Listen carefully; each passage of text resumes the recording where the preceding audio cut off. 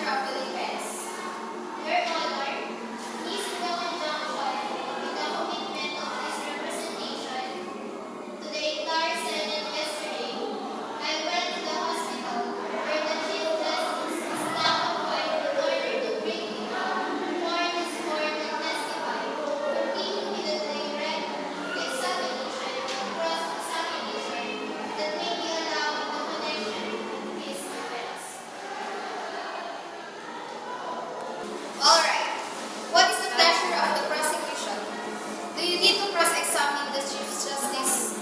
Yes, we intend to cross-examine the Chief Justice as soon as he is back, Your Honor. All right. Is the defense finished? Your Honor, please we try our level best to procure a copy of the medical bulletin of Chief Justice Corona, and we have confidence. We are waiting. Chief Justice to respond.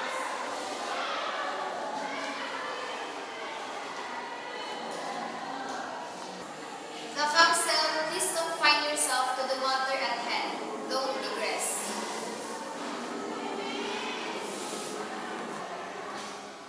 Thank you, Your Honor. For Your Honor, please, if we may. May I ask when your client will come? Pardon, Your Honor. You tell us when your client can come here in this court.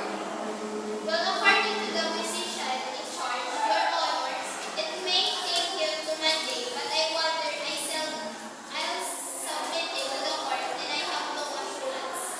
Alright. You cannot assure us. Then we will make a ruling and this ruling will be. You cannot be reconsidered by anyone.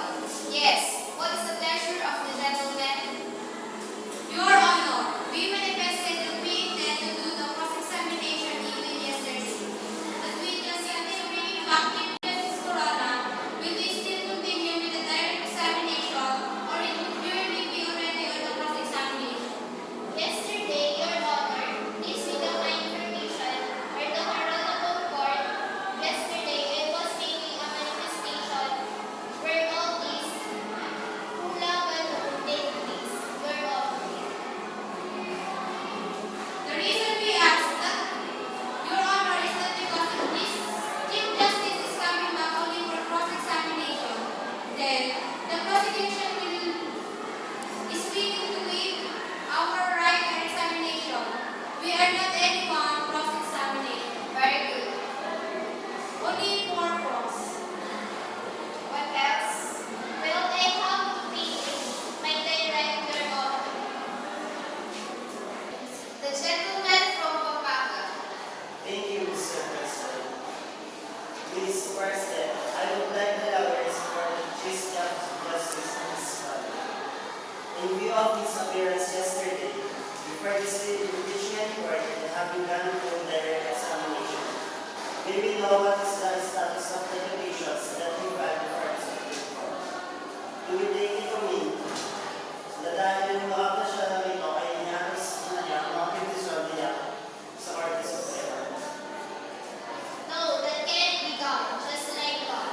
If Your Honor please, if the petitions are failing, they are valid and effective, there must be a motion for the withdrawal or a motion. And there must be a resolution of the Supreme Court.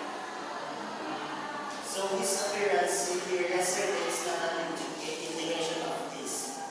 Well, his withdrawal of the petition before the Supreme Court, because the petition questions the jurisdiction of the impeachment court, questions when another issue is citing the violation of his constitutional rights.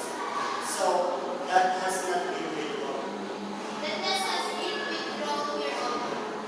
Despite his appearance yesterday, Because we have no other alternative. He Well- has been heard.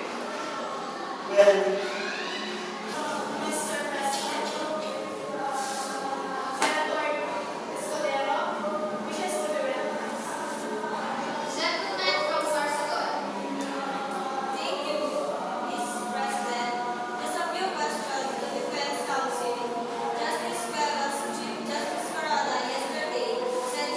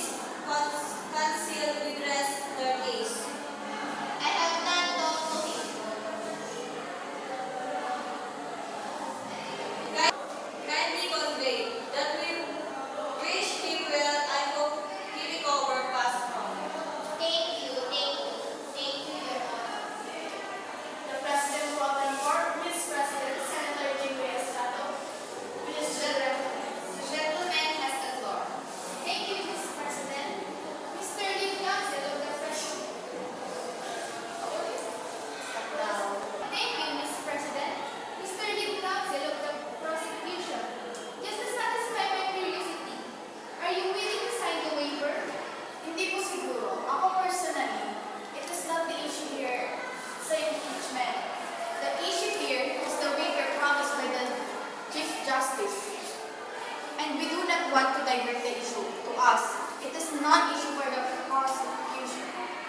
So, you are not willing to sign the waiver?